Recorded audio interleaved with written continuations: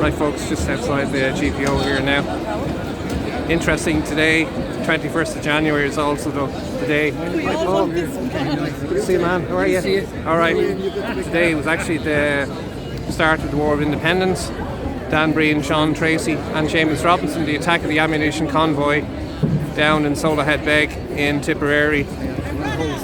Also a day where unfortunately a policeman was killed doing his job, which left behind a widow and many children. What is that? You've got one, great. Just pan through the crowd there.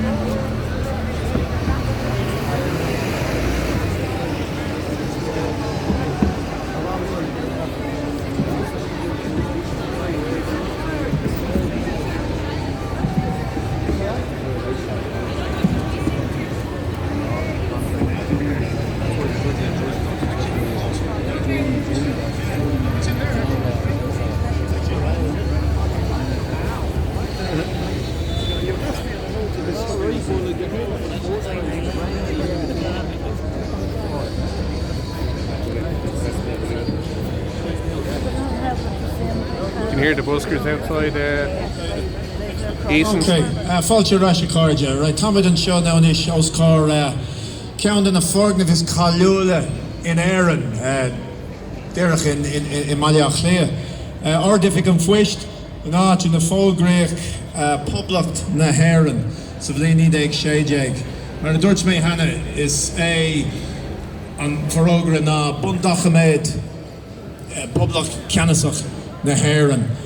We're here outside the GPO, folks, as you all know, probably one of the most significant iconic buildings in Ireland, certainly in Dublin, where the Proclamation of the Irish Republic was read out in 1916. We all understand the significance of the number 3. We've read the Proclamation at the Mansion House. It's going to be read here now again. And then, of course, our world record bid up at the Garden of Remembrance later on. The Proclamation was signed in the hall of the IRB lawyer, John Wise Power, just around the corner here on Henry Street.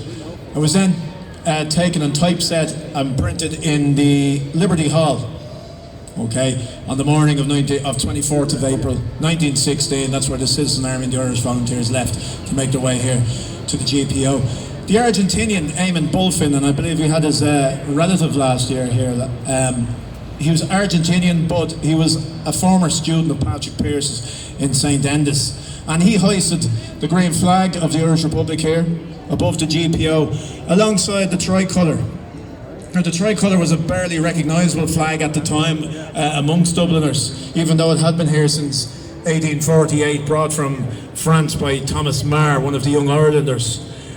So you could imagine Dubliners going about their business here on Easter Monday looking up at these two brand new flags. So at 4 minutes past midday, Patrick Pearse came out of the GPO, stood on the facade here, and he read aloud the Proclamation. So Eileen Tagney is going to read it now for us, folks.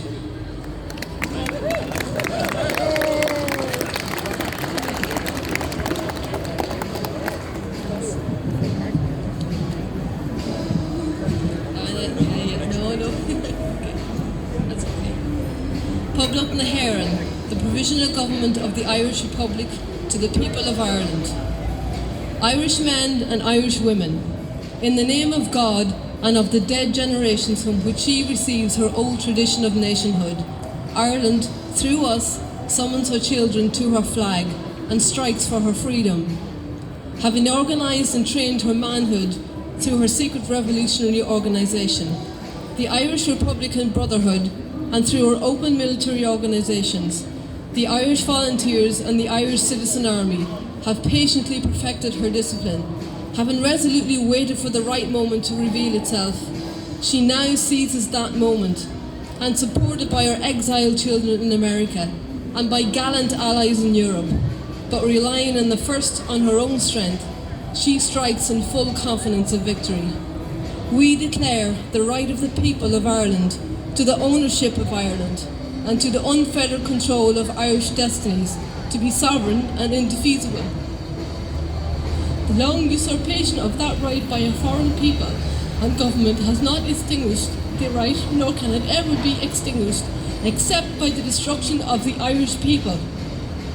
In every generation, the Irish people have asserted their right to national freedom and sovereignty 6 times during the past 300 years, and they have asserted it in arms.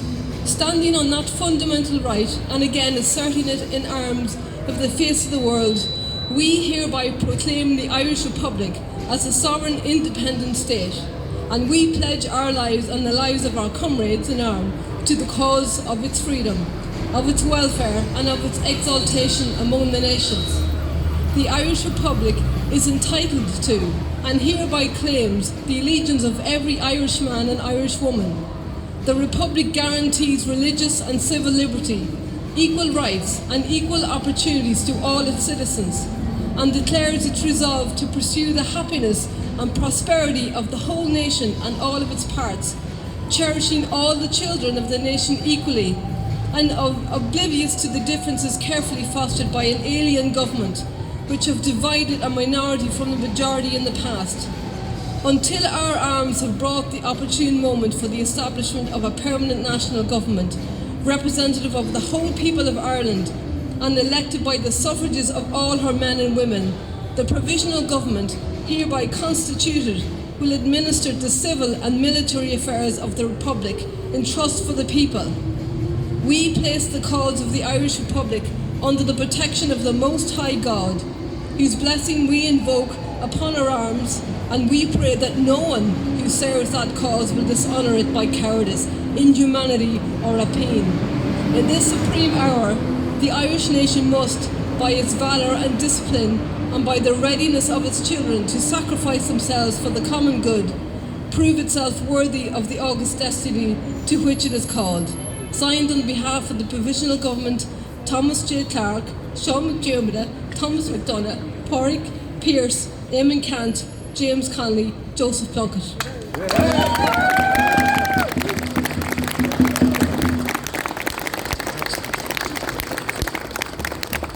And that's what the proclamation does to you, folks, when you read it really, really carefully and close your eyes and listen to it. That's what it does to you, because it's just, as I said, the foundation document of this sovereign state.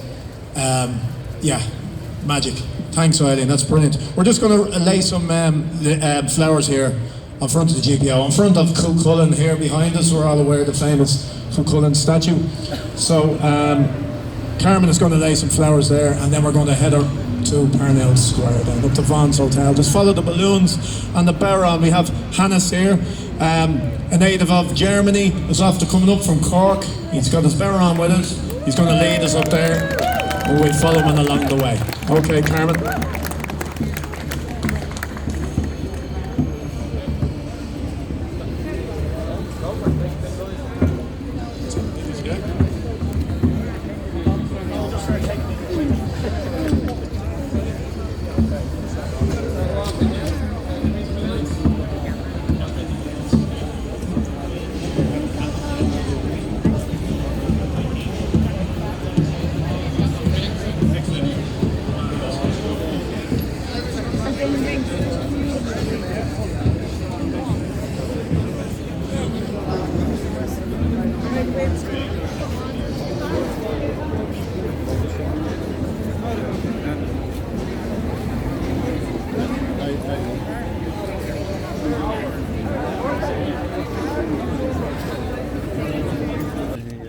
She explained all about how Ireland has an opt-out. But a lot of people come against these people, don't they, you know?